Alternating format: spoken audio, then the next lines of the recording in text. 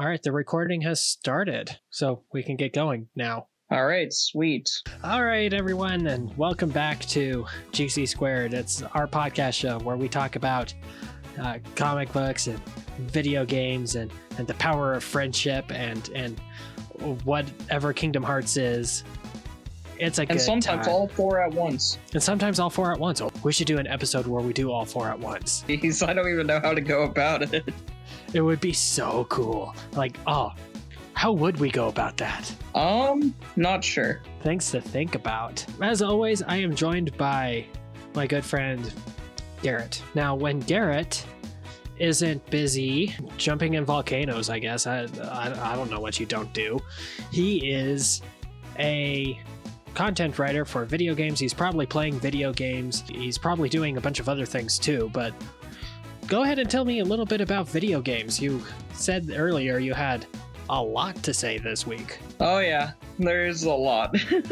So first and foremost, between the last time we recorded and now, I got my hands on a copy of Nickelodeon All-Star Brawl 2. Oh boy, we do have a lot to talk about, don't we? Oh yeah, I've been having a lot of fun with that game. They included a campaign mode this time that's a whole, whatchamacallit. Like it's a roguelike, which is interesting. I can get behind that. That sounds great. Yeah, it's pretty cool. So, Smash Bros. Style gameplay with some melee elements in there. And yeah, you also get different upgrades each time you play through. So it's nice. So let's pretend I don't know what I'm talking about. When we say roguelike, we're talking like Marvel Ultimate Alliance, right? So a roguelike refers to a genre of video game where the idea is that you try and play through it in a single go, but then like each time it'll be different and you have like one or so lives to do it. And if you don't succeed, you go back to the beginning. Some of them will let you get upgrades to improve your character throughout the match, while others will have permanent bonuses that you can unlock. Nickelodeon All-Star Brawl 2 specifically has permanent bonuses you can equip to your characters before starting a playthrough, so that's cool. Okay, can you go ahead and give me some examples of roguelikes then? So Yeah, you familiar with Hades? not particularly. The Binding of Isaac? A little bit. Into the Breach? Do I even know video games? You're good. Here, I'll help by looking up the most popular roguelikes. Enter the Gungeon? Oh yeah, I know Enter the Gungeon. Okay, cool. Yeah, so Enter the Gungeon. There's also Slay the Spire, Vampire Survivors, stuff like that. Okay. So, okay. That's like high stakes Metrovania almost. Oh, here's one you definitely know. Death Road to Canada is also a roguelike. I love Death Road to Canada. Oh, we should play it sometime. That would be a fun stream, huh? Oh, that would be so fun. Oh, Death Road to Canada. Every time PB&J played that game, I got so happy.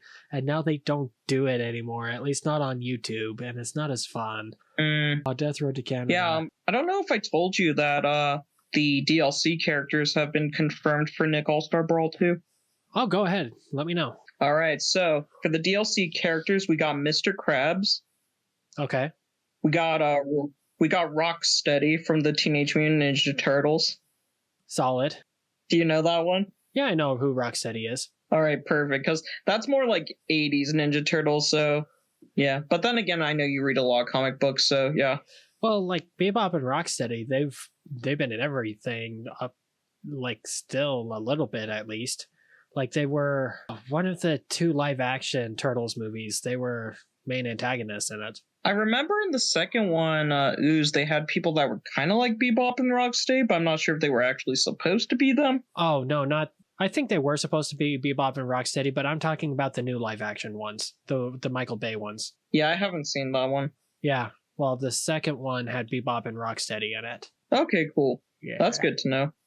Well, I mean... Yeah, apparently, I just looked it up out of curiosity. Sorry? No, go ahead. I looked it up out of curiosity. Apparently, Bebop and Rocksteady were planned for the original live-action movies, but they changed it. Probably because they had the budget of a couple of shoelaces for that second one. Most likely. That was the one I watched the most growing up, though. Oh my gosh. I hadn't seen them before, like as a kid. I watched them later, and I liked the first one. That second one made me upset. That was It had a lot more campy jokes than the second one, which was perfect for little 5-year-old me. it did. Like there was musical numbers and dance numbers and somehow Shredder returned. How? And then Vanilla Ice showed up and sang as well. Yeah. I was like, what am I watching? Why is Shredder alive? He got squished. He was very thoroughly squished in the first movie. I remember in the second film, he just punches through the ground and he's good. I know. That's stupid. It's like, I had a hard time getting past that. It's like, is this really how we're going to bring Shredder back? Could we not come up with some more science fiction BS to bring him back? We just say, oh, he's okay. If only they used the secret of the ooze to bring him back to life. Or like, it was just painfully obvious that they couldn't get the same actor for Shredder. It's just like, oh, Shredder, what happened to your face? And then he's just masked the whole time. And it's like, what happened to his face is that he was recast. Did you ever watch the third one? No, I was told it wasn't good. And so I'm like, I'm not going to watch it. I personally think the third one's the worst of the three. That's what everyone told me. And I hate that because I loved Casey Jones in the first one. He was my favorite part of that. And I found out he was in the third one. So it's like, oh, Casey Jones. So the third one, though, has like a joke that always makes me laugh because of how stupid it is. Oh, boy. So one of the turtles falls on their back, right? Okay. And the other one comes to give his hand to help him stand up, right? Yeah. And as he's being helped up, he just goes, "Help! I'm a turtle and I can't get up." That didn't stop them in the first two movies. Why is it a problem now? Because of jokes. That's not even that funny of a joke. Nope. Like, not at all. Oh, no. Okay. So, for the last two DLC characters, we're getting Zuko and Iroh. That's right. That's where we're at. That's what we were talking about. Yeah. I love our podcast. Playing the game. I do too. It's fun. So playing the game, definitely my three favorite characters are Donatello. I really like how Squidward plays as well. And then Nigel Thornberry's pretty fun. All right. Very good. So I'll most likely be maining one of those three. Okay. Cool. And knowing me, it'll most likely be Donatello, not just because he's my favorite turtle, but also because he has like a massive neutral air that's similar to Shulk. So yeah. Yeah, familiar territory. Yep. Yeah, it's really interesting. So he has like a neutral air that's similar to Shulk, and then his neutral B attack is very similar to Wii Fit Trainer's volleyball. Interesting. Yeah, he has a lot of interesting moves. He has one move where you side B, you throw a smoke bomb on the stage, and it stays there for a couple of seconds. And if you reactivate it, you'll teleport back to that part. So if like during your recovery, if you can throw a side B onto the stage, you can fall like all the way down to the bottom and just teleport back onto the stage. Oh, that's broken. Oh yeah, it is. They're going to patch that. His up air is also similar to Cloud's up air, and yeah, he just has a lot of really good moves. Okay, that's cool. Yes. Oh, and he has a down B counter, of course. Yeah, of course. So yeah, I was playing as him. I was like, yep, this is very familiar territory. I'm probably going to end up playing this guy the most. Cool. Very cool. They more or less just turn Nigel into Jigglypuff. Okay. So like falls asleep and stuff, or? Yes, but instead of falling asleep, he just snaps his finger, says smashing, and if it touches you, then you die. Okay. I love how they just kind of embraced the meme characters for that game. Oh, 100%. If you like look at any of the characters and stuff, they always have like memes they're referencing. It's kind of hilarious. Well, I remember when they were showing off the remake of Battle for Bikini Bottom, and all of SpongeBob's idols turned into memes. Yeah, like to even like show further how much they pay attention to memes. Squidward's forward tilt has him. So Squidward's forward tilt has him do like that kick forward attack. And there was that meme where people were like, heck nah, Squidward got that janky hitbox, you know? Okay. So he's doing that kick from that image, and they actually made it a janky hitbox that reaches farther than his foot.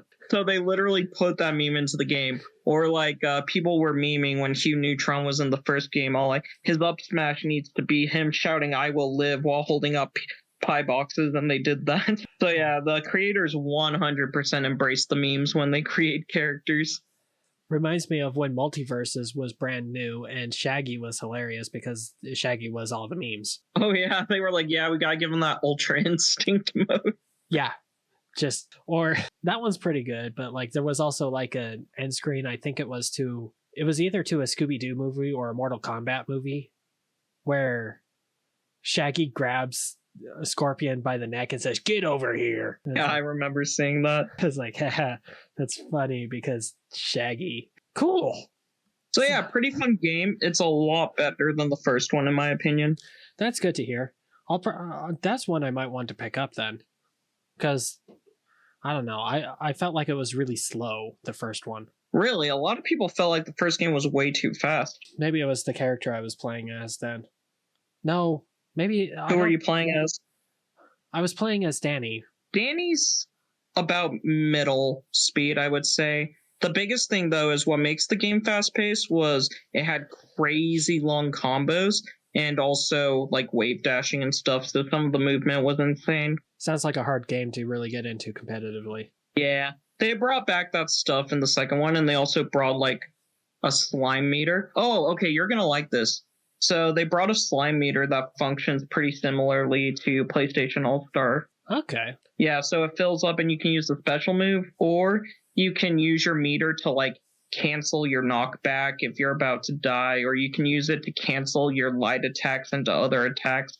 And you can also use it to enhance your special moves to, like, improve your recovery or have a better special, things like that. Neat. Okay.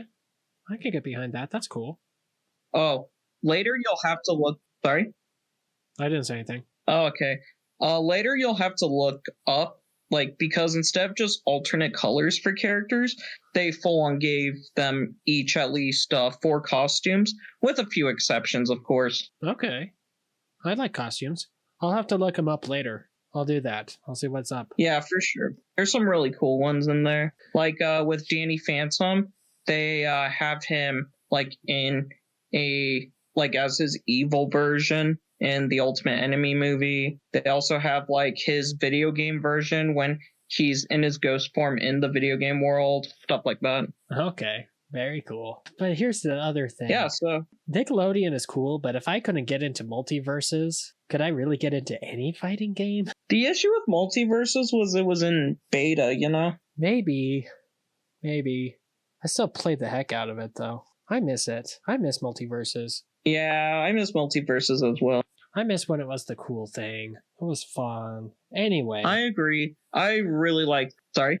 I just said anyway because anyway.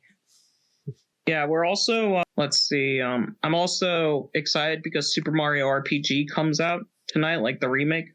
Yep. Yeah, so I have the digital version, so I'll be playing that right away. And I would expect nothing less. It kind of gave me flashbacks to our very first episode when the Xenoblade 3 DLC came out. Okay. Yeah, the Xenoblade 3 DLC came out. I was like, you know how you know I care about you? Was that in the real first episode or the fake first episode? That was in episode 1, not... Yeah. No, I think that was in episode 1, not episode 0. Yeah, that was in the real first episode. The real first episode was recorded back in May. Was it really back then? Yeah, we did the episode 0 and it failed. And then we said, hey, let's do episode 1, and we recorded it on May 4th. Gotcha. Wow. So we've been doing this for about half a year now. Just about. Doesn't feel like that. No, it doesn't. It feels like we just started. I know, right? So, Super Mario RPG, what other games? Yeah, so I recently picked up American McGee's Alice, so that's cool. Yeah, we talked a bit about that. Oh, yeah! Between episodes, we totally met up and did stuff. It was fun. Yeah, that's right. Okay, so we met up and hung out between episodes, actually, where I went and visited where Taylor stays. And while we were there, we ate at a food place, and then we also went to a arcade, so that was fun. Yeah, you know what? That food place, that nameless food place that we aren't naming, it's never as good as I remember it being. We'll refer to it as the local burger joint. The local burger joint doesn't make that great of burgers, and it's never as good as I remember. Okay. The burgers were kind of when I ate there, but I was really I feel like what made it really good was the sides. The sides are all right. The onion rings were fantastic. I like the onion rings. And the tots were pretty good, but there's much cheaper ways to get tots. But it's kind of hard to screw up tater tots. Yeah, but the arcade was cool. Wow, we are. Yep, I got the high score on Dig Dug. We are super on track this episode. I warned you, I had a lot to talk about. Yeah, yes, you do. But I feel like we haven't talked about it. I feel like we've just been talking about stuff. That's how it usually goes. It's all good. Okay, so Super Mario RPG, you've been playing that. You've been playing Alice. You've been playing, what was the last one you said? Nickelodeon All-Star Brawl 2 was mentioned. Yeah, mentioned extensively. And so here's a fun adventure. I picked up an Xbox 360 for $50. Oh, that's sick. Yeah, so paid $50 for it. It came with the Xbox 360. It came with a controller, all the wires, and a copy of Soul Calibur 5. So I picked it up from said person that I bought it from, took it home, and didn't touch it for 2 days because I was really busy. So then I finally got around to trying it out. I plugged it in. The disc for Soul Calibur was already in, which I thought was kind of weird, but whatever. Played it, worked perfectly fine. Was like, cool. I tried ejecting the disc, and the disc drive didn't work. Oh no. I really hope you like Soul Calibur 5. Soul Calibur 5 has a really fun character creator. Well, there you go. And to add to that, while it's technically a wireless controller, I think the chargeable batteries have gone bad, so you have to keep it plugged in to play it. Doesn't really hold a charge. At that point, you might as well just get a regular Xbox, like an OG. So, but here's the thing. I did some Google research and discovered that the most common issue that causes the eject button to not work is that the rubber belts they use to spin it in and out goes bad and things like that. And they say that a really simple fix is to remove it, rinse it underwater, dry it off, and put it back in. Did you do that? So I used the built-in button eject, which you can press to, it's this exterior thing that you take a paper clip and you stick it in, and it forces the eject to happen because it allows you to push against the gears that cause them to turn. Okay. So I was like, well, worst case scenario, I could just force eject whenever I want to play different games. Yeah, and $50 is a good price. Exactly, considering most used Xboxes go between $80 to $120. So I used that to open up the disc tray, which I can then reach the rubber track with it, removed it, rinsed, and then once I dried it, I took it, put it back in, and it's kind of interesting. It works kind of like a bicycle chain, where if you get into place and you start to rotate the big wheel around, it'll just automatically snap into place like the chain. Handy. So I did that, put in the disc, close the Xbox, and now it works perfectly. Sweet. Yeah, so that guy probably sold that to me thinking, it's broken and you can only play one game on it. But in reality, I got a solid deal on a $50 Xbox with a pretty simple fix. Nice. It was interesting because I did some research and found multiple old YouTube videos showing different force eject methods, and it was really interesting. Well, I'm glad that you were able to get that fixed. That's a solid deal. Yep, so fixed that. Picked up a game called Blue Dragon. Been playing that, and that's cool. Blue Dragon was a exclusive turn-based RPG released on the Xbox 360, where the characters were designed by Akira Toriyama. And he did Dragon Ball Z. Yes. Oh, sweet. I was half guessing. Yeah, Akira Toriyama is definitely one of the most well-known manga artists, so I'm not surprised you were at least able to figure out that it was Dragon Ball. Oh, yeah, maybe. So, that's what's been going on in the world of video games. Nintendo did a Indie World, which, whatever. They announced a few things that were kind of cool, but not really anything worth talking about. That's unfortunate because Indie World used to be really exciting, especially with Nintendo, because Nintendo used to be cool handing off their big IPs to these small studios to play with. What was it? Cadence of Hyrule? Oh yeah, Cadence of Hyrule. Yeah. That was a cool idea that they just hey, you're a small indie developer. You made a fun little game. Go ahead and put Link in it. You know? They were like, oh, okay. Yeah, I was also reminded by my wonderful wife that we got an announcement for the live action Zelda movie. Ooh, okay. Do we want to talk about that for a couple minutes? Yeah, we can. Okay, so the live action Zelda movie produced by Nintendo, but also produced by Sony. Like, this is interesting. This is all kinds of interesting, and I'm so here for it. Yeah, it's kind of interesting because the director for it's going to be Wes Ball. Okay, what did he do? Jurassic World. Oh, that's right. And like the screenwriter for it, isn't it the same screenwriter that did Star Wars Episode 9? Yeah. And the producer, who apparently is Avi Arad, did... Okay. You know him? We can't give Arad that much grief, okay? Because, like, yeah, he did Morbius, but you know what else he did? I'm looking at, he's done a lot of stuff. He is like the guy who made Spider-Man cool in movies. Mm-hmm. But like, Avi Arad is such a mixed bag of stuff in his career, because he was part of the reason that Marvel almost went bankrupt in the 90s, but then he got Marvel to be cool again with the Spider-Man movies, and then his name is on almost every Spider-Man project, animated or live action, all the way up here. So it's kind of crazy. Sorry? It's just that, like, we can say, oh no, this is the guy behind Morbius, but we also have to say, oh sweet, this is the guy behind Spider-Man 2. Yeah, I decided to look into it real quick, and it's like you said, it's a giant mixed bag. He was either a producer or an executive producer for the entire Tobey Maguire trilogy, for the Tom Holland trilogy, for the Amazing Spider-Man films, but he also did Into the Spider-Verse, Across the Spider-Verse, and then he also did stuff like, let's see, he did the first Iron Man, but then he also did stuff like Ghost Rider, Spirit of Vengeance, and see, like Morbius.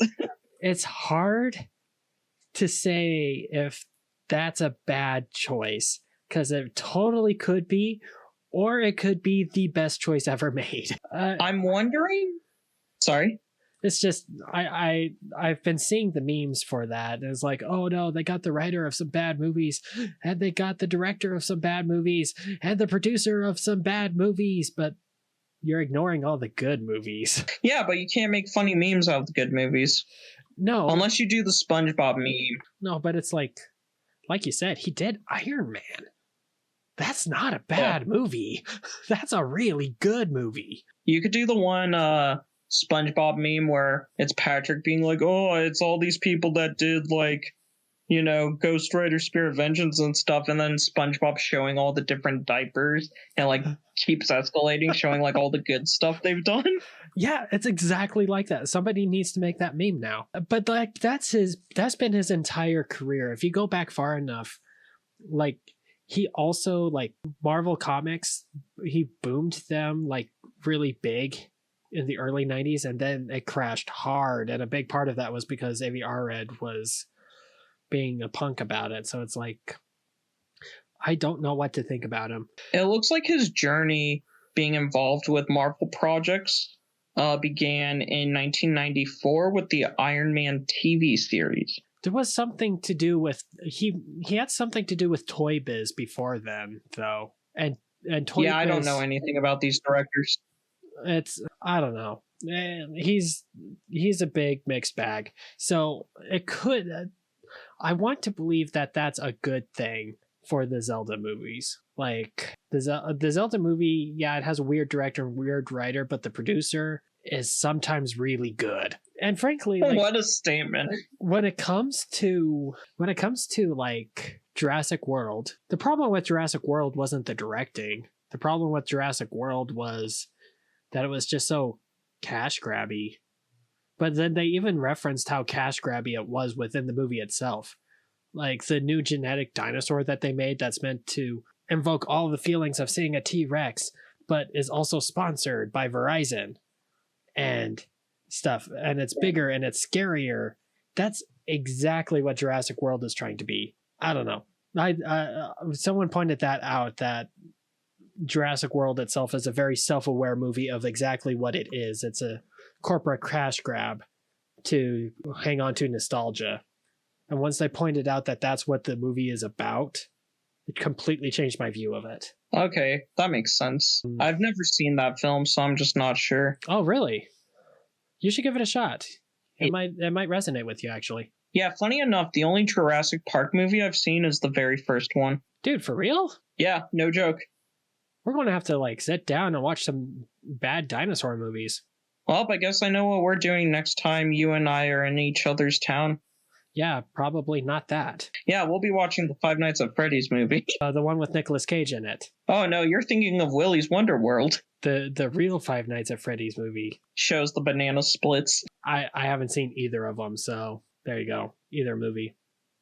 The banana splits one I heard, I don't know how accurate this is, but I heard that it was the original script that Universal made for the FNAF movie, but they didn't want the script to go to waste when Scott Cawthon said no. So they're like, let's just do it with the banana splits. Like, oh gosh. Just a bunch of people sitting in a boardroom, and it's like someone says, "Do you remember the banana splits?" Jerry, nobody remembers the banana splits. Perfect. We can do whatever we want. Yeah, so I think that actually rounds out my portion of things going on in the video game world and video games in my life. So that was pretty extensive this time. Yeah, it only took 34 minutes of recording time. Nice. It'll be less in editing, but, you know. I gotcha.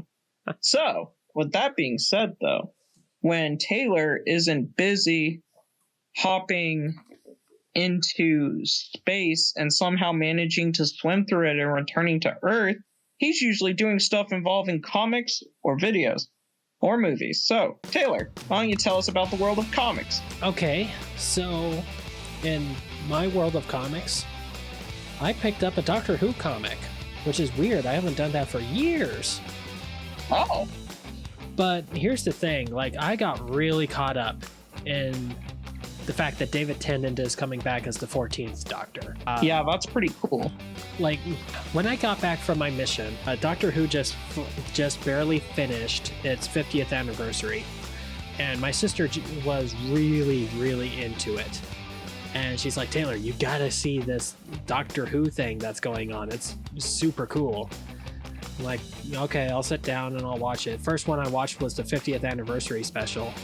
So I'm like completely lost as to what all of it means, but fell in love with it. It was so cool. And like, I went back and watched it from Eccleston on, and I even tried to watch some of Classic Who, and like, I got deep into Doctor Who.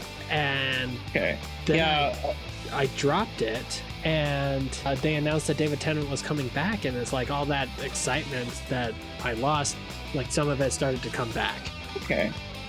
Now, this Doctor Who comic that I picked up, it stars David Tennant as the 10th Doctor. They went back a little bit, and the companion this time is Martha Jones. But then what really sold me on it was that it was written by Dan Slott. Now, Dan Slott he's one of the biggest comic book writers right now. Back in like just a few years ago, he started writing Spider-Man, and that resulted in the Spider-Verse trilogy. It resulted in Superior Spider-Man, and resulted in some amazing, fantastic books that happened in between all of that. Some really good Spider-Man. And then he came back recently, did more Spider-Man, and it's been rocking my socks. So I pick up this book, I see it in the catalog anyway. It's the 10th Doctor, and it's Martha Jones. It's written by Dan Slott. Yeah, I'm going to order it. And so it came in, and it was okay. Okay, well, that's unfortunate. It was okay. Yeah, I was expecting to have my socks knocked off, and it was okay. It was like a meh episode of the show. So that happened. In it, Martha gets kidnapped by like these monsters that like eat fiction.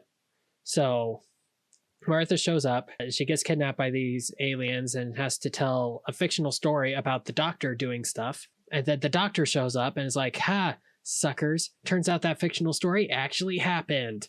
And then the aliens explode. Yeah, because logic. Well, because they were eating fiction, and then all of a sudden the fiction they were eating was no longer fiction. Okay, yeah. So that was interesting. But then I also got an issue of Darkwing Duck, which is fun. Nice.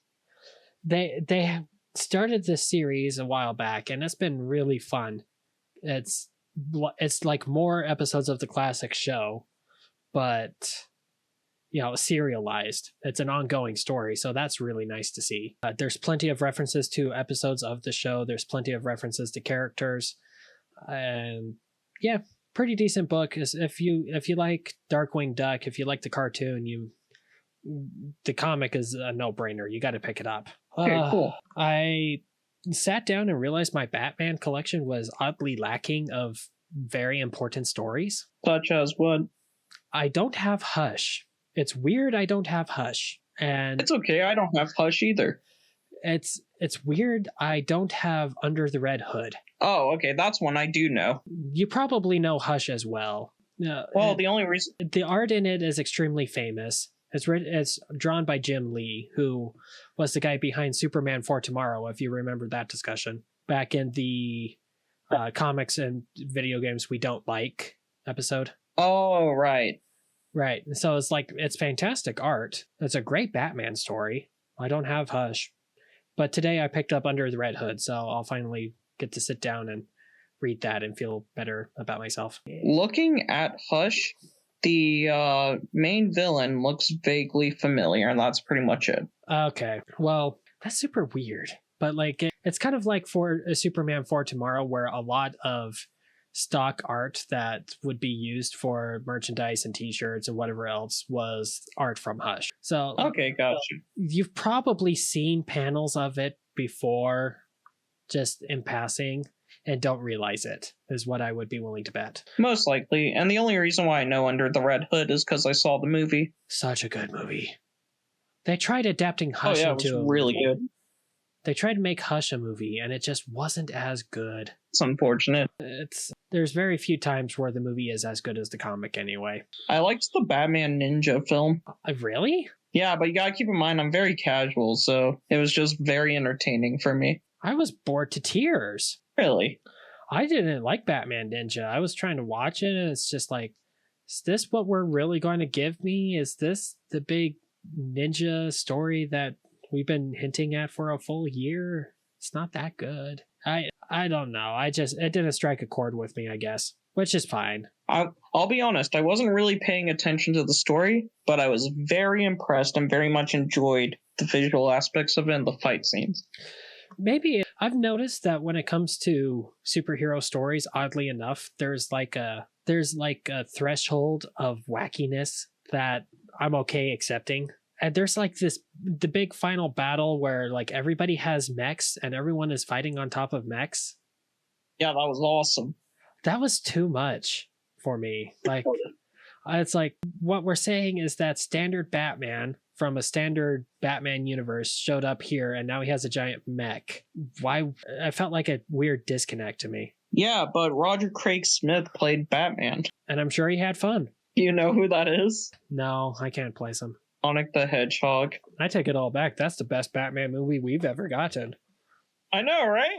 Look out, I'm Batman. Whoa. Oh, get this. Apparently Roger Craig Smith also played him in Batman Arkham Origins. He was really good in Arkham Origins. Holy cow. Arkham Origins was a good game. I loved Arkham Origins. I wish that Warner Brothers loved Arkham Origins. For what it's worth, I think the trilogy is coming out on Switch. Yeah, but the trilogy doesn't include Arkham Origins. Wasn't Arkham Origins kind of more of a, more it felt more like a spin-off, Maybe, but I wouldn't say so. So have you played much of the Arkham games? Nope, I've played a little bit of Arkham Asylum, I believe. Well, it's coming out on Switch and you have an Xbox 360. Go nuts.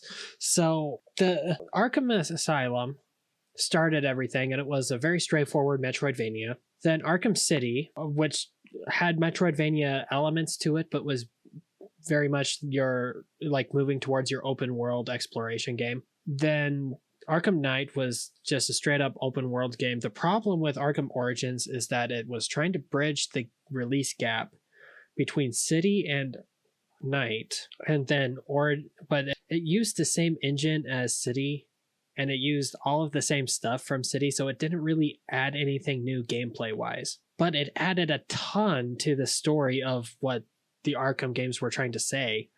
And I would say it was just a spin-off, but Arkham Knight heavily references Arkham Origins like a lot. Oh, okay.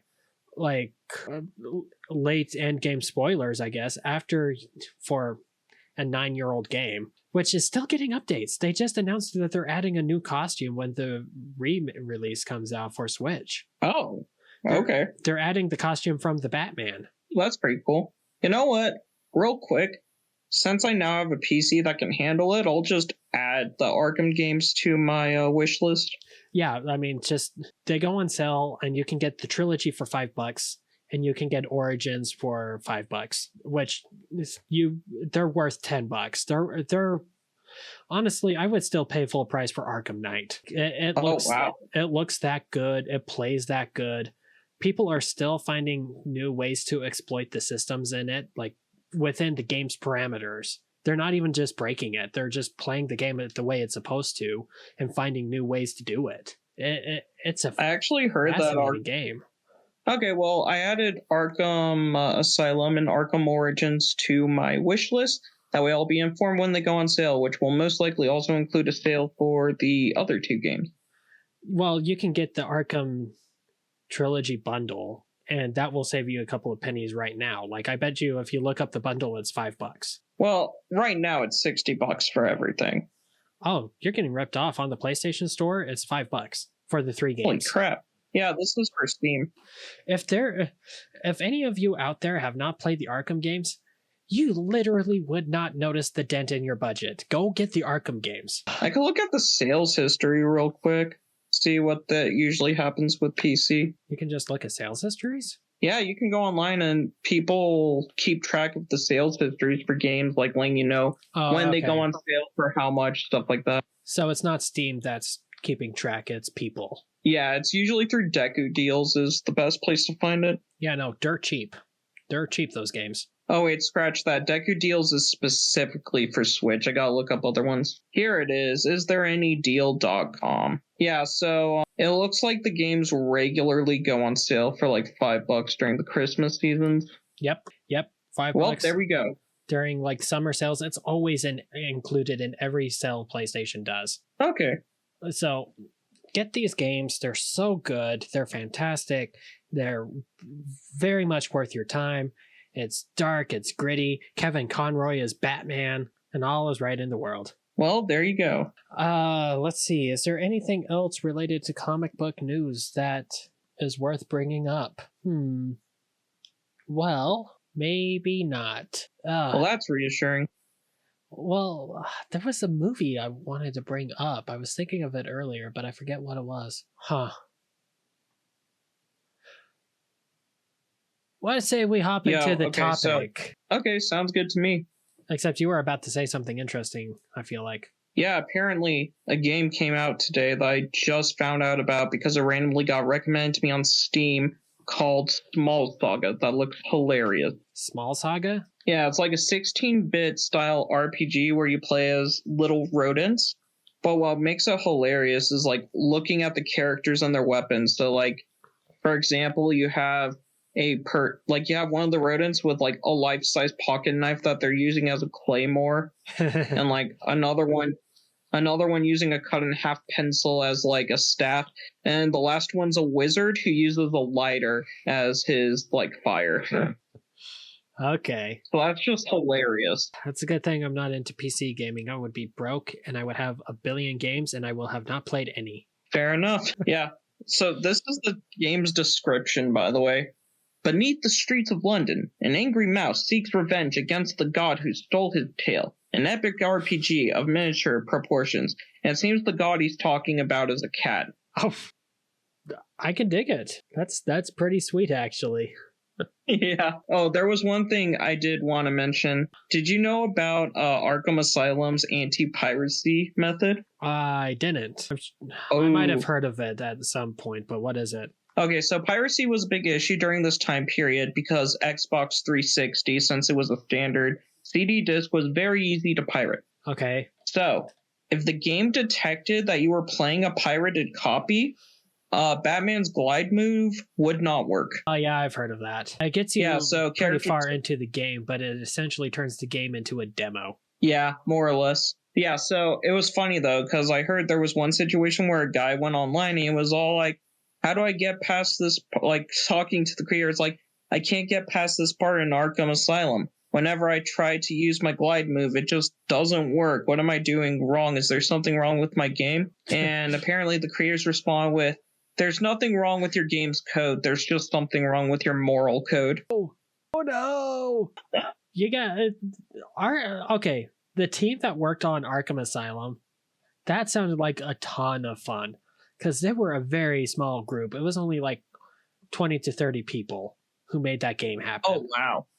And they were just like, because like at the time, you got a superhero license game, woohoo. So like they got a superhero license game. They're just like, we're going to make the best superhero license game we possibly can. And they did. And they just went all out. They just went all out on it. And it was like 20 to 30 people. That's crazy. That's like that's the environment of a fun tech startup. That's what that is. Very accurate. You gotta play the games, man. They're so good. Sounds good. Other really funny anti-piracy thing I've heard about with a video game before was for Game Dev Tycoon. Okay.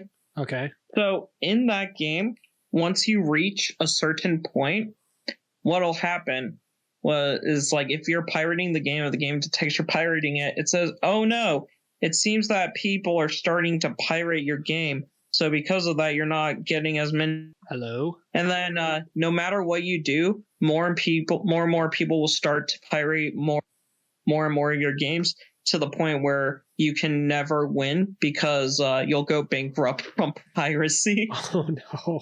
And that only happens if you own a pirated copy of the game. There's some fun anti-piracy stuff out there. Oh yeah. Serious Sam had one where if you had a pirated copy of a game, it would just spawn a giant pink scorpion that would nonstop hunt and kill you. Oh. So some players, like, they would play through the game and have fun on the legitimate copy, but when they found out about the pink scorpion, they would actually purposefully then see how far into the game they could get while being chased by the pink scorpion. I mean, that's what you get if you make your anti-piracy more fun than the actual game. It's like, don't steal our game. It's just people looking for more to play in. Don't steal our game. It's more fun that way. Even speedrunners started a pink scorpion %, so that's cool. That is pretty sweet. That is cool. I can't imagine the kind of... Yeah, let's get into the topic. Let's move on, because today's topic that's been like an hour. Yeah, it's been about 57 minutes, actually, in recording time. Hey, go us. Woohoo. Look at us being productive. I know, right? So this one is actually another email requested topic. Sir Garrett, you have that email open, do you? Yes, I do. All right. Dear Garrett and Taylor, first and foremost, I am so proud of you guys and what you've been able to accomplish with GC Squared. It is so entertaining to listen to you guys and is the highlight of my work week. When I think of different comic books and video games, my thoughts immediately go to how when people get passionate about what they love, they become part of a fandom. When fandoms get involved, it is inevitable that people create their own fan theories and headcanons. Sometimes these are backed up by subtle hints in their stories, and sometimes they are backed up by how the reader or player interprets the work. My questions to you are as follows. What are some personal fan theories that you have in a comic book or video game? Are those backed up by hints in the story, or are they based on how you interpreted them? Think of a really popular comic or video game. What fan theories or headcanons are so widely accepted that it's basically considered canon, even if the author or game developer hasn't disclosed said fan theory or headcanon as canon? Should authors or game developers feel obligated to add material that could lead to fan theories? In other words, if people are going to look at every little detail, should an author or game developer make clues in their stories that lead to something bigger? Do you think fan theories or headcanons have the potential to ruin good storytelling? If yes, do fan theories and headcanons prematurely end good stories because of the way people interpret works of art? Thanks for taking time to read my email. I can't wait to hear your thoughts on the subject. With love, your wife, to Garrett, and best friend, to Taylor. Good thing that was specified. I know, right? Well, thanks, Garrett's wife. That was actually. I think the best that's way a great to topic. Like, that's. Oh yeah, I agree. That is deep. You could go a long ways with that. For sure. And since we spent about half the episode just talking about whatever, we're probably going to end up splitting this one into multiple parts depending on how it plays out. So don't be surprised if a part 2 for this comes out, people. I could see this becoming like a big multi-part series, actually, because there were a lot of questions in there, and all of them are related, and all of them are super fascinating to me. Yeah, I think the best way to approach this is to just tackle them in order, one question at a time. All right, so let's do that then. What's the first one again? The first one is, what are some personal fan theories that you have in a comic book or video game, and are they backed up by hints in the story, or are they based on how you interpreted them? Okay. Cool. Yeah, I was thinking a lot about this, and you were thinking a lot about this as well. What kind of conclusions did you come to? All right, so first one that came to my mind is I'm a big fan of the Mario series is just all acting theory. Ooh, I've heard this one. I will disclose that like these are different theories that I found on Reddit, fan wikis, sometimes game theory, depending on the different subjects. So just keep in mind that the theories I'll end up talking about aren't ones that I specifically thought of, but ones that I've heard over the years. Yeah, okay. So the idea is that Super Mario Bros. 3 introduced this concept of a stage play. Because when you start up Super Mario Bros. 3, it begins with a red curtain that rises. And according to this Reddit post someone made, it actually discusses. So if anybody wants to look this up later, the Reddit post is by Emmy Tremis27, 5 years ago on the r/gaming board, and it's called Showing How Super Mario Bros. 3 Was Actually a Stage Play. And they just point out like different things, like how the game begins with like curtains rising, and that you can see the different blocks and stuff you stand on in the background are like drilled into the background, and they even produce shadows. Mm-hmm. And they also like point out things like, you know, there's hanging platforms from roofs with obvious sticks holding on into place or tracks they run on. So it's this idea of, hey, it's all a stage play. Yeah. So Shigeru Miyamoto actually clarified that the game is a stage play. Fun fact. Yeah, I did hear that, because like I've heard this theory before, and that was one of the big things that they suggested. The version I heard was that Mario did save Peach once, and every other game has been a retelling of that experience through a different. Okay. So yeah, go ahead. So to add to the theory and to expand on it is that, well, if that's a stage play, then are Mario and Bowser and all of them just always acting? You know, they're all different, just acting stories, which I guess expands on what you were saying with them being different mediums.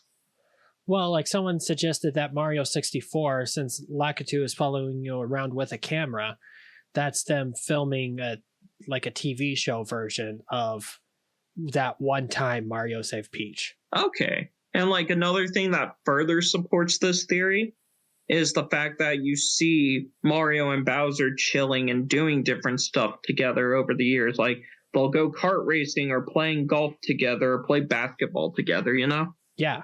And it's like, it's never unfair. Sometimes Bowser wins and it's chill and they just meet up again later. Yep. So yeah, it's this idea of, the Super Mario games are just them acting out these scenarios and being famous actors as opposed to them actually like being what's happening, which would also explain like why they can do crazy things like shoot fire out of their hands or leap really high, stuff like that. Or the fact that Mario seems to have just as many jobs as Barbie. I don't know if it's that many, but Okay. so yeah, that's a fan theory. I'm a pretty big fan of them. Like, oh, that makes a lot of sense. That is a good theory. That's a good fan theory.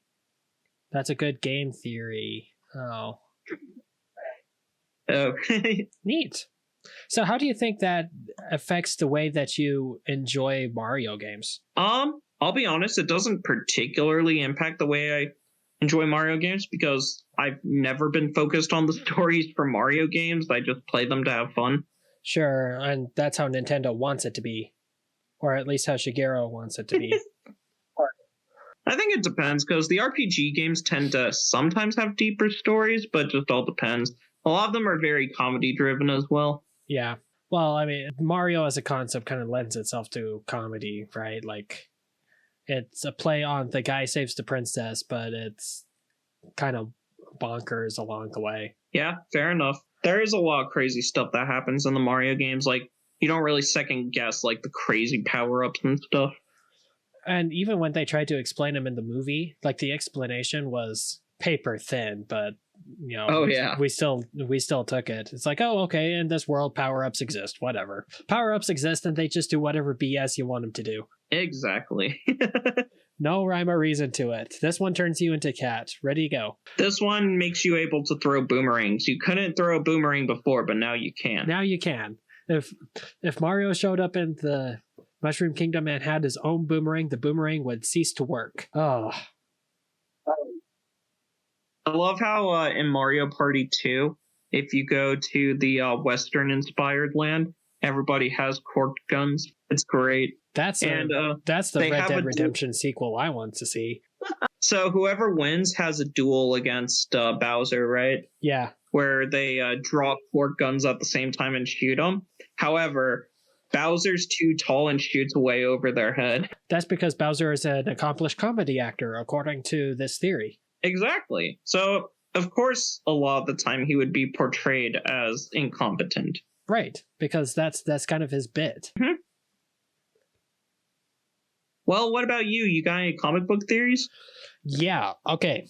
So, this one is really interesting. This one isn't mine, but it's also one of the few that no one has directly confirmed or denied over all these years, and it still really applies pretty well to the Marvel universe as a whole. So, Marvel's timeline does something really bonkers.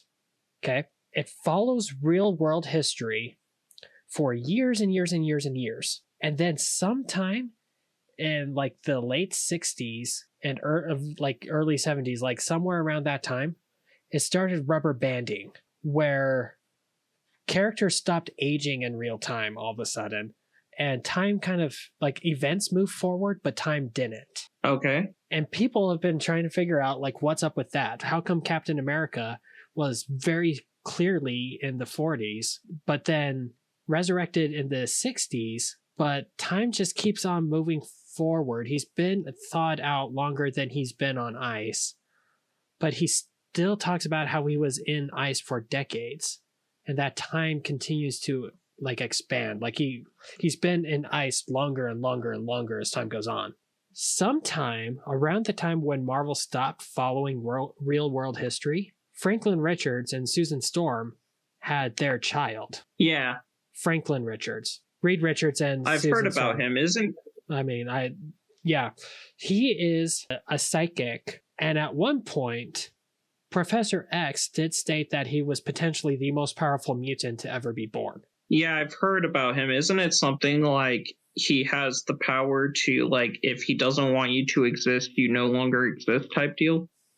Yeah, like it's pretty gnarly, the amount of power this kid has.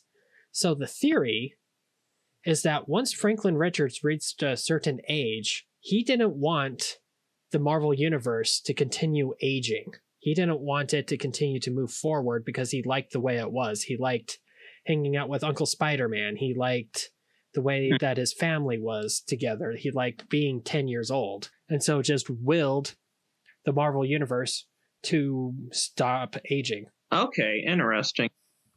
Yeah, because like DC kind of acknowledges the aging, but they reboot every once in a while. to make it okay. Marvel is just one long story, and it rubber bands. Like, all of a sudden, Peter was in college for like a decade, which, that happens in real life sometimes, but like, he didn't age during that decade. Whereas when he was in high school, for a total of 4 years, like in real world time, like Okay, the issues, 4 years. so is the theory then that Franklin Richards is slowing down time to a crawl, or that he's stopping it altogether?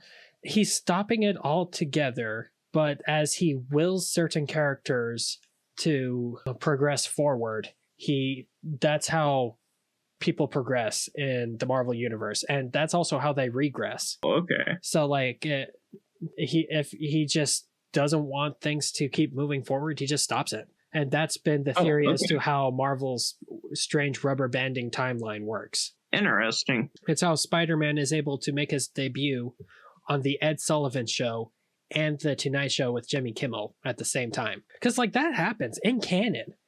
In canon, he was on the Ed Sullivan Show, and he was also on Jimmy Kimmel. I was like, there's no way you could possibly do that unless something was super wonky with time. Yeah, fair enough. That's crazy. Yeah.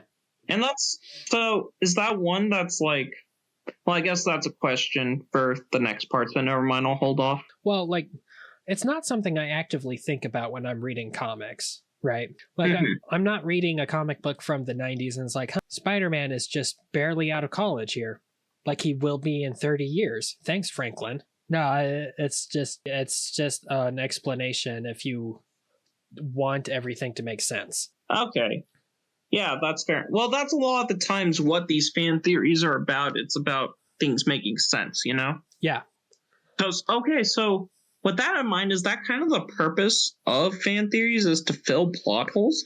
Well, I can tell you this, that in the early days of Marvel, early days being the 60s, so not really the early days, but early-ish days, they had something they called a no prize. And what this was if there was a mistake in a comic and you pointed it out and you gave an explanation for it, Marvel Comics would send you an empty envelope. And it was called a no prize because there was nothing in it. But like, these no prizes became like really, really like sought after and somehow prized, because it's like, oh, sweet, I explained something so good that Marvel gave me a no prize. And like, a lot of fan theories did pop up in comics because of that, because it's like, oh, there's this plot hole here. Well, if you think about this particular issue, you could interpret it this way.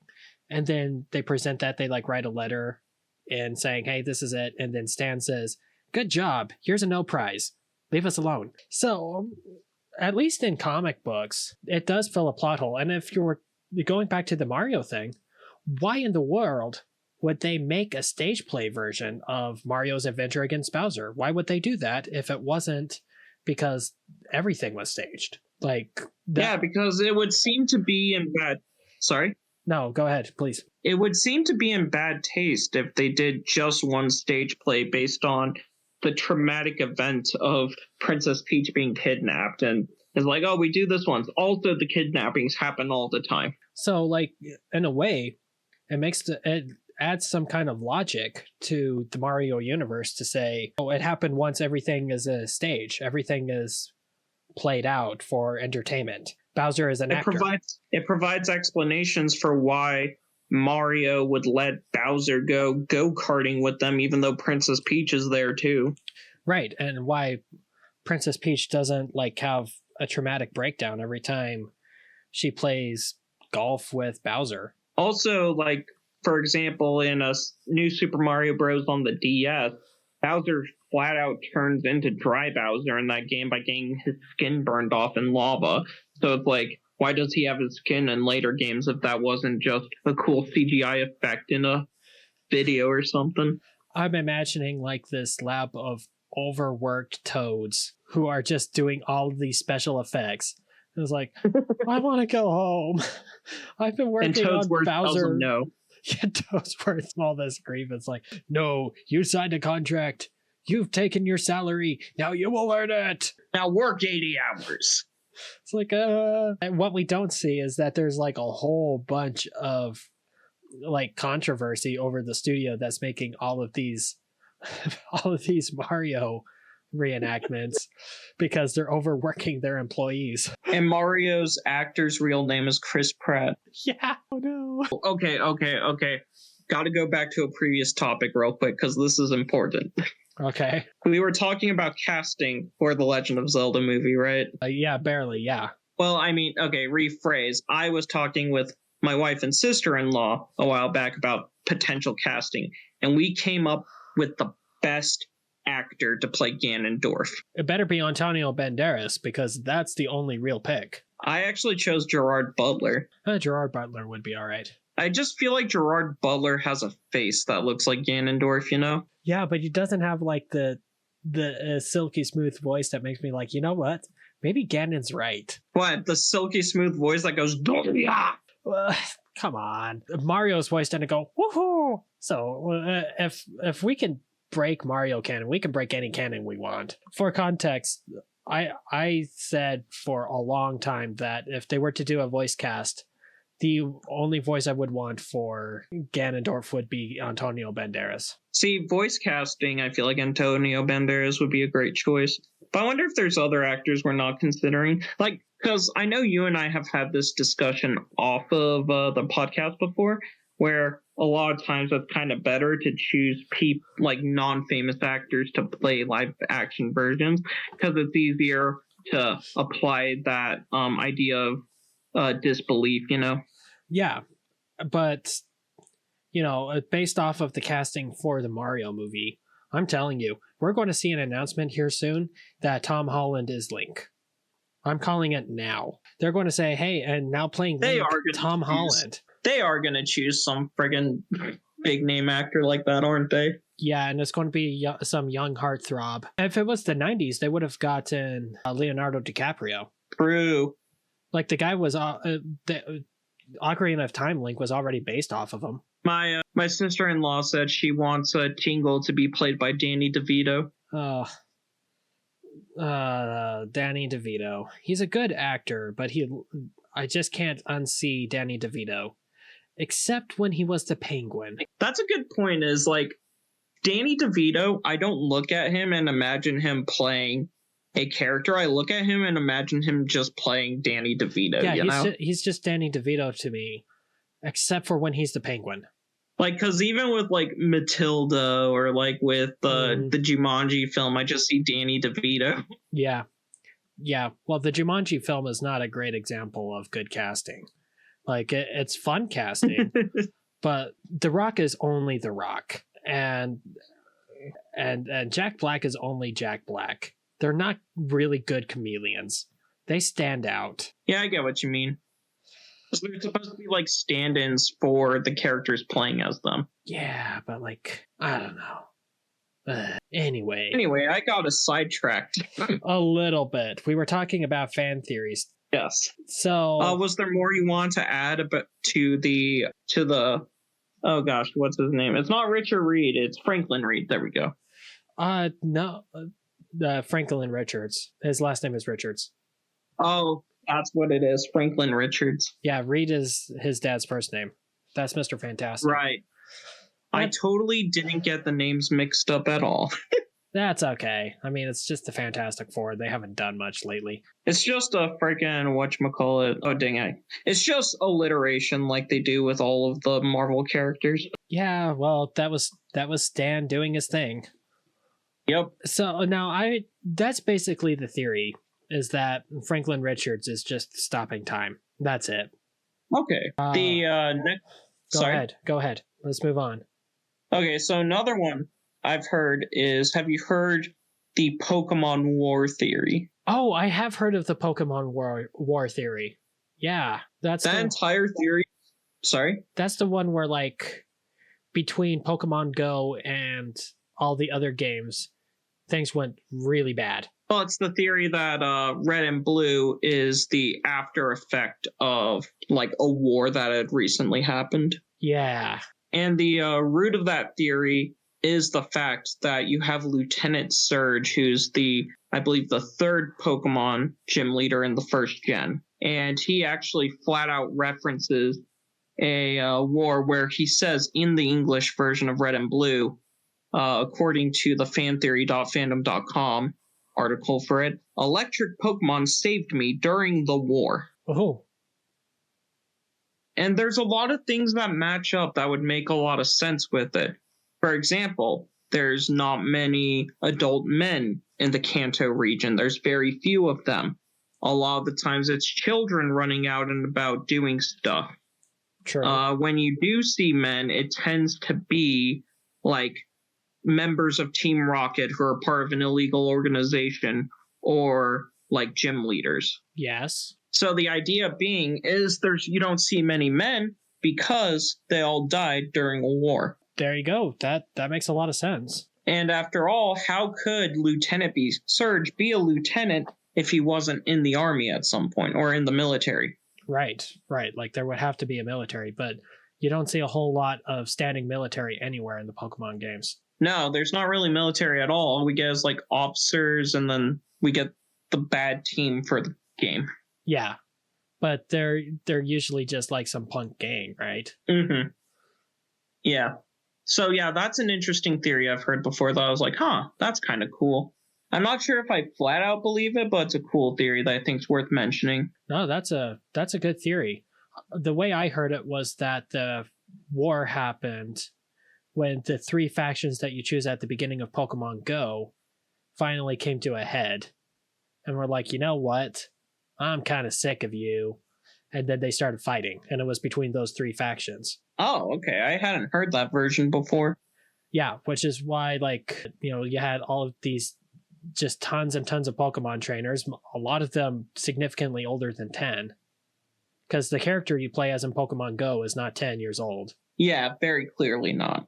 So, like, these are adults who are going out, getting Pokemon, and then fighting each other with them, like, very, very often and very accurately. And so the idea was that eventually, the clans started clashing against each other, the red, yellow, and blue ones, and that led to the said war that you were talking about. Oh, okay. So the idea then is that it's a prequel and that it led to that war. Yeah. Okay, cool. An electric type Pokemon saved the guy's life because, that just so happened to be the luck of the draw that he had. Oh, add to this theory. It's because one of them performed, what's the thing called where they, like, shock you to start your heart again? Oh, yeah, a defibrillator. That's it. One of them acted as a defibrillator and started his heart again. Yeah, Pikachu tried that in the movie. Yeah, I remember that. It didn't work. No, it's kind of hard to make that work on stone. Ash was super dead. However, the power of tears and friendship did work. The power of, oh crap, we can't actually end the movie. The series is still going. I love how they called it Pokemon the first movie. Oh boy. Well, to be fair, I think the reason why they called it that was because they had already made multiple films in Japan, so they were just like, we're going to make more anyway. Yeah, probably. But out of context, it's pretty funny and sounds super cocky. Okay, so same question as before. How does this theory kind of affect the way that you see the Pokemon universe or the Pokemon story? Not particularly, because since the Pokemon games are they do have their connections, but a lot of the times the stories don't intermingle too much. But I would say it kind of impacts the way I look at the game when I'm playing, like, the original. Okay. It's like I pay attention and look for those details while I'm playing, because it's not like the story is very engaging anyway. Nah, you're 10 years old. Go fight these people. Ready, go. The most engaging part of the story is dealing with Blue. Well, Blue is a punk. Exactly. That's why you're like, man, I just want to show this guy up. Okay. Very cool. Yep. So, I was racking my brain trying to think of like a really big second like fan theory, but I couldn't do it because like there were a few times I thought of like a fan theory, but it was either outright confirmed shortly later or outright denied soon later. Gotcha. I think the most famous one of these was that in the 90s they revealed that Superboy, the clone of Superman, was only a half clone of Superman, and half of his DNA came from somewhere else. And In writes Do we know where? Well, that's the thing. In writes a letter from a kid named Jeff Johns saying, hey, you know what would be super cool and dramatic is if Superboy's second half of his DNA actually came from Lex Luthor. And DC went ahead and printed that letter. Several years later, guess who's writing Teen Titans / like all kinds of other books at DC Comics? Who would that be? Jeff Johns. And so he's like, hey, I actually can choose now. And so he made Lex Luthor the second half of Superboy's DNA. Because nice. It was his fan theory. And he just made it happen. Which I think is part of a different question in the email, actually. Okay. Yeah, I think that is addressed later. Yeah. But like that's the thing. Like it's I'm struggling trying to think of like a big overarching fan theory like that again. There was one that said that Stan Lee making all of his cameos in the Marvel Cinematic Universe was actually old Steve Rogers checking back on all his old adventures. Oh, that's an interesting one. Yeah, but that one was denied at one point. But was it debunked by the end scene in Endgame? Only sort of. Like the end scene in Endgame actually kind of inspired it. Oh, interesting. Because they're like, we have old Steve Rogers now. What would he be doing? And then it's like, well, maybe he's Stan Lee. Maybe that's who Stan Lee has been playing this whole time. But then there was another theory that said that Stan Lee was playing the Watcher, whose whole like character is to watch the events of Marvel's universe and ponder what ifs to it, which is how you get the What If series. Yeah, I know of the Watcher, but don't know much about the character. Yeah, well, that's basically the beginning and end of that character. Okay, gotcha. Oh, there's this one. This one I found kind of interesting. It said that gravity and the size of Earth in the DC universe is significantly bigger and heavier than the gravity and size of the Marvel Universe Earth. What makes them say that? Because while Marvel has all of its characters taking place in usually real places, the only one that really isn't is Black Panther. His Wakanda isn't a real place. But like other than that, everyone exists in a real place. Whereas in DC, almost everyone is from a fictional, which implies that in order to fit that all into the version of Earth that is there, Earth must be bigger. And then there's like really small fake cities like Smallville, which suggests that there's no way Smallville can be the only small, not real city, right? Like there has to be all kinds of small, not real towns across America that are just like it, which means that if a character were to whammy themselves into the DC universe from the Marvel universe, they would be constantly fighting a much heavier gravitational pull. Oh, okay. Also, this is a theory that states why it seems like regular people can take a lot more punishment in the DC universe than they would in normal life, like in real life. Like Batman can go ahead and run someone over with the Batmobile, throw them across the street, and they hit a glass window, and they're able to stand up and pick themselves up later. Because gravity is heavier, so everyone's just a lot more sturdy. Oh, okay. So that's I guess if I were to pick another big overarching fan theory, it would be that's the explanation as to why normal people can do so much more in superhero worlds than they do outside of it. It's just that gravity's heavier. Okay. And again, I think we're finding the same theme coming up over and over again with these fan theories. They're all built to try and add some kind of structure and some kind of logic to illogical events. Which it's kind of interesting to see people do that, because it's like, do we really need those plot holes or illogical events filled in a fantasy world, you know? Right. Like, do we need a reason why trees in Lord of the Rings can talk? Probably not. It's probably enough to say that they do. I would say not. So, like, why do we need an explanation as to why there are, like, no adult men in Pokemon? I wonder... Yeah, that's a good point, though. But I wonder if part of it has to do with like how close to reality it is, you know? Okay, because like I don't expect to go on big grand fantasy adventures every day, but like Yeah, so it's someone dressed up like Iron Man and flying through the sky, I could probably believe that to an extent. It's a little bit closer to reality. not even just that, but like the fact that it's like mostly humans, aside from the animals in Pokemon, or mostly humans are these superheroes in Marvel and DC films. But then with a fantasy world like Lord of the Rings, yeah, you have humans, but there's also hobbits and elves and dwarves and orcs and Koreans, you know? Yeah. Okay. Yeah. And they all have like their very specific lore that was built up, and that all kind of explains where they're coming from and why they are the way they are. Well, that's really fascinating. Yeah, so I wonder if that has to play somewhat of a role in it, is how fantasy based it is allows people to further suspend their disbelief. Or like with sci-fi, a lot of times you'll see people suspending their disbelief because it's like, oh yeah, this is a technology they developed like centuries or thousands of years later, so I don't really need to question how it works because they figured it out. Yeah, like I don't hear a whole lot of fan theories to try and explain the universe of Star Trek. Exactly. Interesting. Yeah, I feel like that says more about like how humans think though than about the series themselves, you know?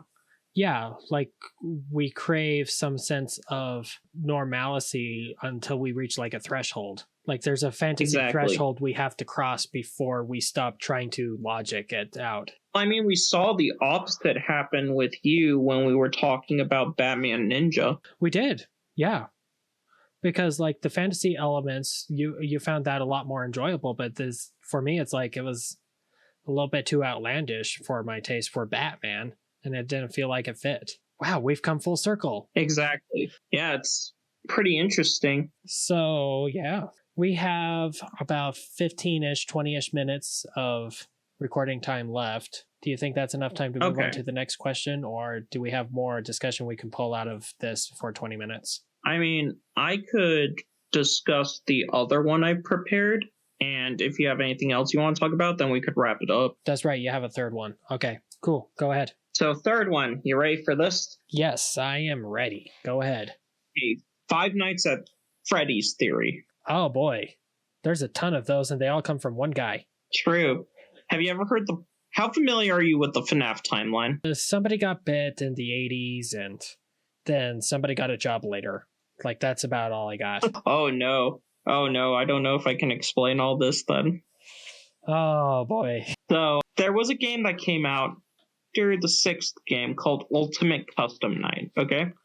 Okay. And in Ultimate Custom Night, you know, the games have different things known as custom nights. Are you familiar with those? Nope. Okay, so once you beat the software that the creator was using, allowed him to set enemy difficulties from a scale of 0 to 20. Okay. And it was really interesting. So the way it was designed was, yeah, it set 0 to 20, and the number would indicate their odds of performing different actions. So, like, for example, if the character was set to 5, then the game, without showing you anything, would roll a d20 in essence. And if it was 5 or lower, the character would perform that action, but if it was 6 or higher, they wouldn't do anything. Okay. So the highest difficulty is all 20, where you set it up where every single chance they have to perform an action, they will perform an action. Gotcha. I'm following the math. So with Ultimate Custom Nights, it's a game mode where the creator wanted to make it as challenging and as crazy as possible.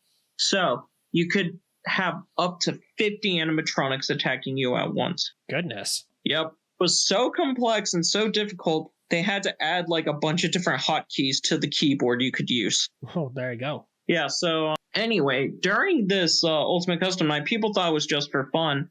But as they looked deeper into it, they picked up on some stuff that was interesting. So I'm going to pull up the Reddit post that was by a deleted Reddit account now, where they talk about some of the theories behind this and the idea of how the main character you're playing as in this one is in purgatory. That's a popular kind of theory. So, they're in purgatory, or they've been in a coma the whole time. Yeah, so for example, if Withered Bonnie kills you, he'll say, "What is this new prison? Is it me trapped or is it you? Perhaps it's us both." And then the puppet will say things like, "The others are under my protection," or "The others are like animals, but I am very aware." And like you'll see all kinds of stuff like this mentioned by the various animatronics. Okay. And the idea behind it is that you're playing as William Afton, who's the main killer in the series.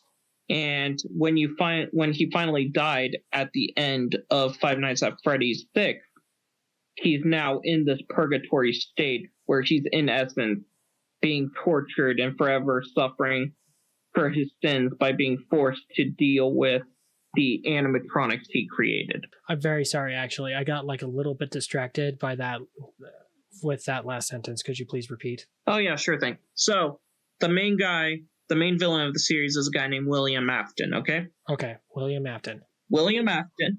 He is the purple guy that's murdered a bunch of people, and he's also a person that was heavily involved in the creation of the animatronics. Gotcha. So since he was the reason all these people were murdered and all these people went through suffering, and when he died at the end of the sixth game, the idea is that he was trapped in this purgatory as a place for him to have to suffer for the terrible things he's done by being constantly attacked and killed by the animatronics he created. Okay. And that's like the game series is him going through purgatory being an awful person. Oh no, that's not the game series. That's just Ultimate Custom Night. Oh, okay. Yeah, the series is like the series is actual events that have happened over the years. Okay, interesting. It gets like super meta in the later games too. Yeah, well, I know that much, that like it gets a little bit more meta as you go. I mean, I've seen like one or two MatPat videos, so. Gotcha. Okay. Yeah, well, same question. That's a pretty common theory in the fandom. Same question then.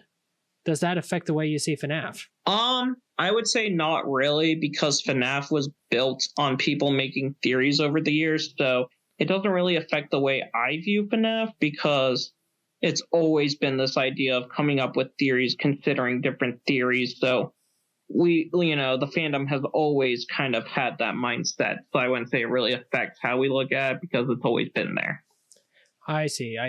Yeah, theories are a core part of the fandom's discussions, because the story can be really vague and hidden at times. Which is really brilliant on the part of the people who put it together, because it's like, it's that fan interaction that's keeping it going, which means it could go on forever because the fans are always going to want to say more about it. Well, that's the crazy thing, was with the exception of some help regarding voiced work / maybe having people making music, like most of the games were made by one guy. Yeah, I believe it's FNAF 1 through Ultimate Custom Night were made by one guy.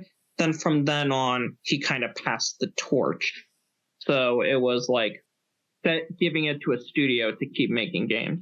Okay. So I think small indie projects kind of lend themselves more easily to that kind of thing, to fan theories and fan discussion. Oh, for sure. Because like it's either, the one person forgot to add a detail, or the one person added such a strange and bonkers detail that it's easy to focus on that as opposed to like everything else that surrounds it.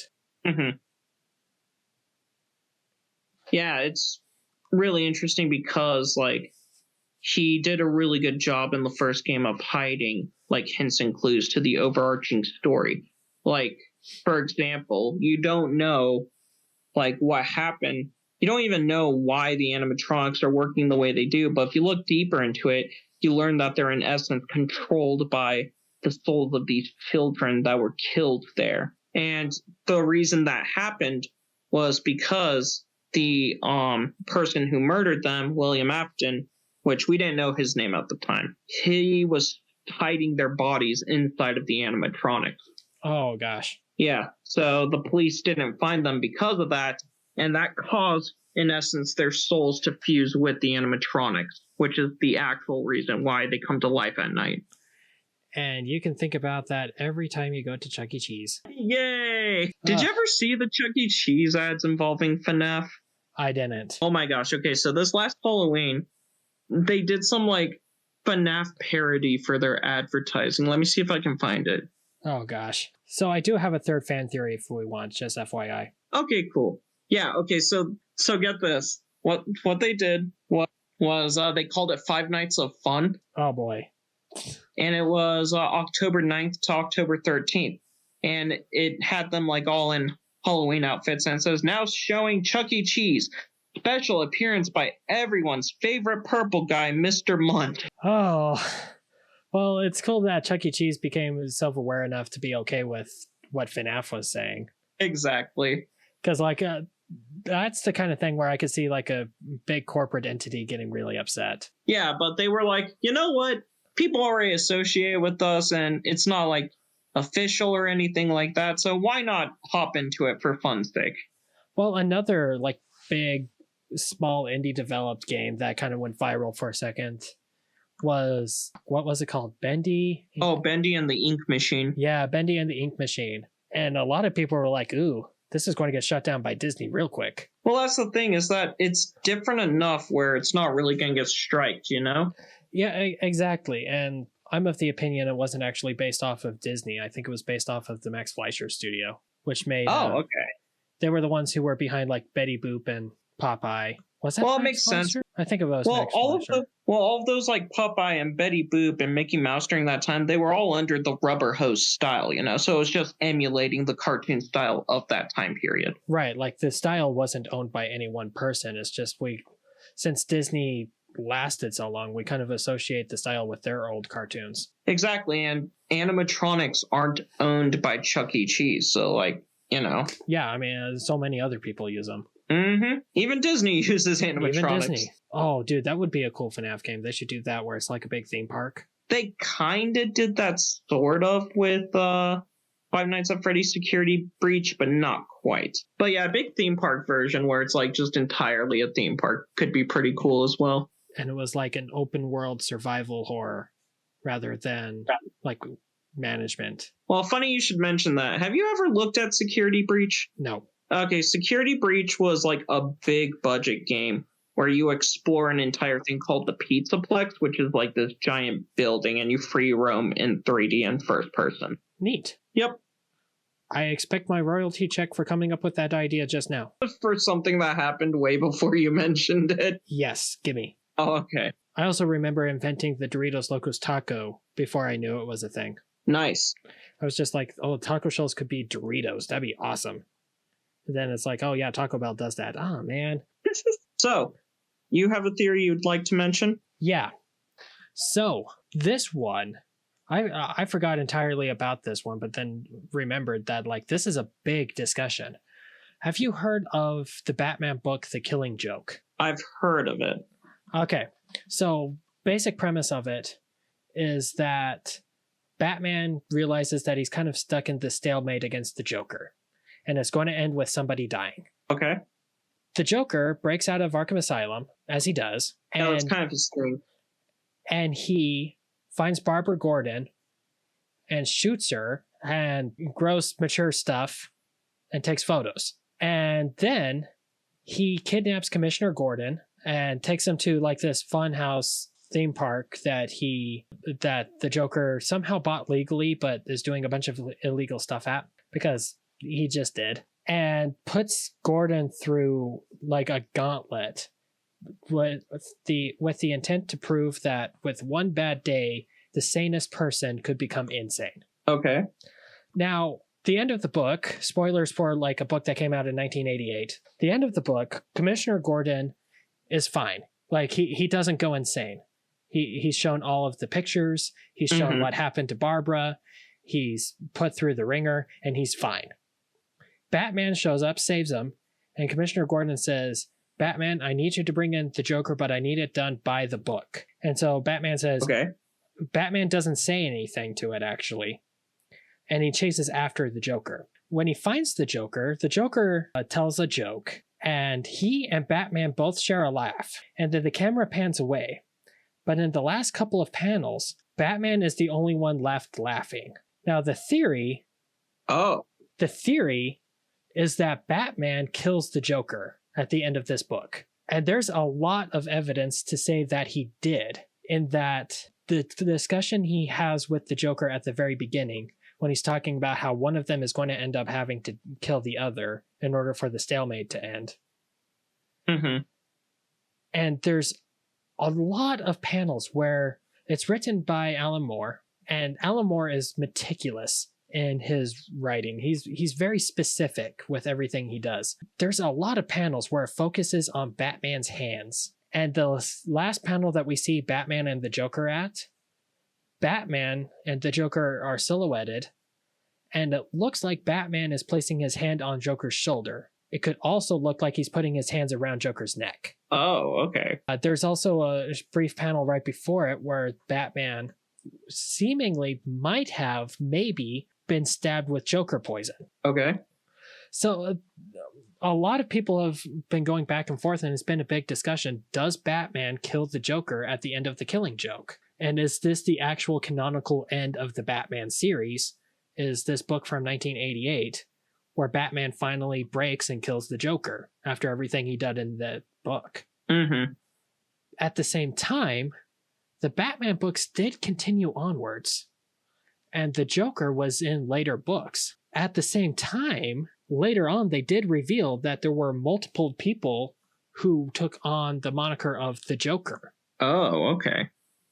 So it's been like this big question mark left out there is, in this book, one of the most famous Batman books out there, how does it end? And it's up to a lot of interpretation about it. That's really interesting. Yeah, it is. And it's led to a lot of big discussions about, like, how is Batman on the sanity level? Like, where does he sit on that?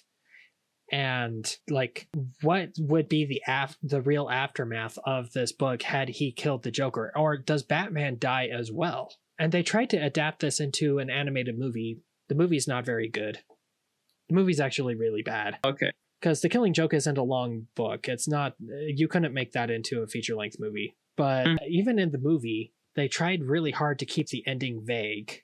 They didn't do as good of a job, but, you know, so it's like, even DC realizes that there's a lot of discussion about this, and they don't want it to end, which is why they've never confirmed it one way or the other. I mean, it doesn't make sense for them to give confirmation.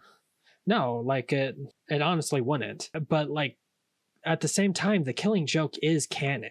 Mm-hmm. Barbara Gordon does show up in later canon Batman books with a broken spine because the Joker shot her. Gotcha.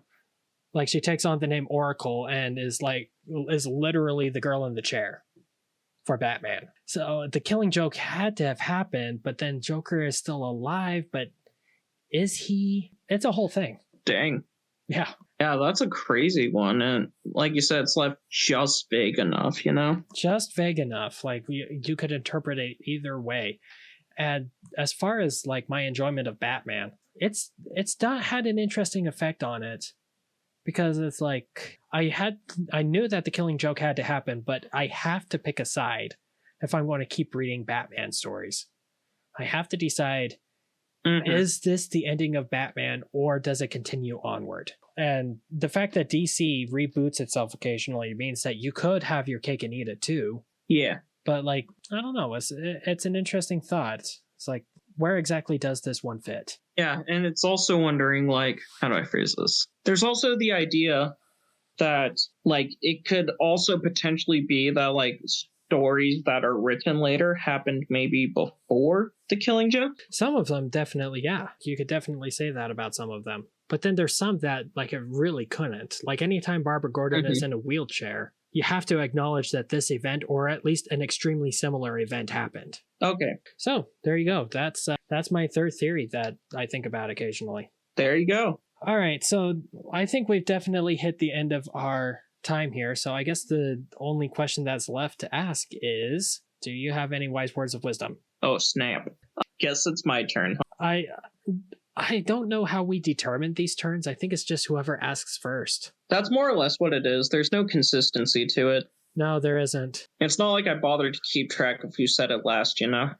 Well, you know what I've also noticed is that if we take all of the podcast episodes we've had, there's like some patterns, but only sort of. Like I always introduce the episode, but there's been at least 2 times that you did. Oh, okay. I guess it just depends, huh? I guess so. I guess it just depends on who's feeling like outgoing at the moment, I guess. There you go, people. We've proven that we don't use a script. I think we've proven that within the first 5 minutes of any episode. Fair enough, because of our tangents. Oh, we are so tangential. Very true. It's like, hey, remember when we were talking about this? Well, now we're talking about our favorite pizza place. Or talking about insert local burger joint here. Yeah, that isn't all that good. I don't know why. Great shakes, though. The shakes are fine. The shakes are, I mean, you go there for the shakes. That's the only reason to go. Well, I know what to do next time. Order a side and shake. Not a whole shake, though. That's a lot of ice cream. You underestimate my power. I overestimate mine. Every time I get one, I think, oh, I can eat this. I never finish. Yeah, I definitely can eat a lot more than it looks like I can. I remember the days when I could just eat. Those days are long gone. I ate an entire pizza a few days ago. I can't do that. I try. Like, I actively try to do that, and I can't do it. I can do it with medium pizzas, but not larges anymore. I used to just kill a pizza by myself. It was so fun. It was just nice knowing, look, if I want to eat like a lot of pizza, I can just do it. There you go. As for wise words of wisdom, though. Oh, is that where we're at? Is that what we're doing? We're at that. So regarding that, though, I'm going to go with, I think, something along the lines of, you can learn a lot by applying critical thinking and ideas to stories. So I say, if a thought or an idea or a theory pops into your mind, think it out, refine it, go further into it, because you could learn more not only about the story and analyze it further, learn more about how that applies to real life. And if I can go ahead and add to that, I had a film theory teacher who... Was it Matt Pat? No, he was cooler than Matt. The guy, he actually wrote for the New York Times. He like did the movie reviews for the New York Times for several years. That's cool. Yeah, he's way cool. He's so cool. He had twins and he fought for 8.5 months to name the twins Luke and Leia. Nice. He didn't win. I feel so sad for him because that would have been cool. But I know, right? He said that the moment that you think you sound crazy is when you're having a unique thought. And what you should do, instead of shying away from that, you should follow it and see where it leads you. Because you might learn something about the story and you might learn something about yourself. Okay, interesting. Yep. So what is the next question in the email? What are we talking about next week? So next week we will follow up with the next question, which is, let's see. The next question is, should authors or game developers feel obligated to add material that could lead to fan theories? In other words, if people are going to look at every little detail, should an author or game developer make clues in their stories that lead to something bigger? Ooh, that's a discussion and a half. Yeah, so we'll start with that one, and then there was another question at the end of it that we could address on that episode as well. So catch us in part 2 for this episode regarding fan theories. Yep, see you then, and we'll catch you later. Bye. Alright guys, thanks for listening to another episode of GC Squared. So, we're happy that you listened all the way through. As part of the podcast, we recently created a email address where you can send us your questions or things you'd like us to discuss, and we'll make sure to read it and get to it. Yeah, we've already had a couple of fan-requested episodes from the emails, and that's been really exciting. So if you want to chat with us, let us know what you think of the show, let us know what you would like to hear us talk about, email us at GC that's GCSQUARED podcast @gmail.com. Yeah, we'd love to hear from you, whether that's suggestions or, things you want us to talk about, or even just questions. If we feel like it'd be a good fit for the show, we're more than willing to address it. So, thank you very much for your time. We look forward to hearing from you, and we'll catch you in the next episode.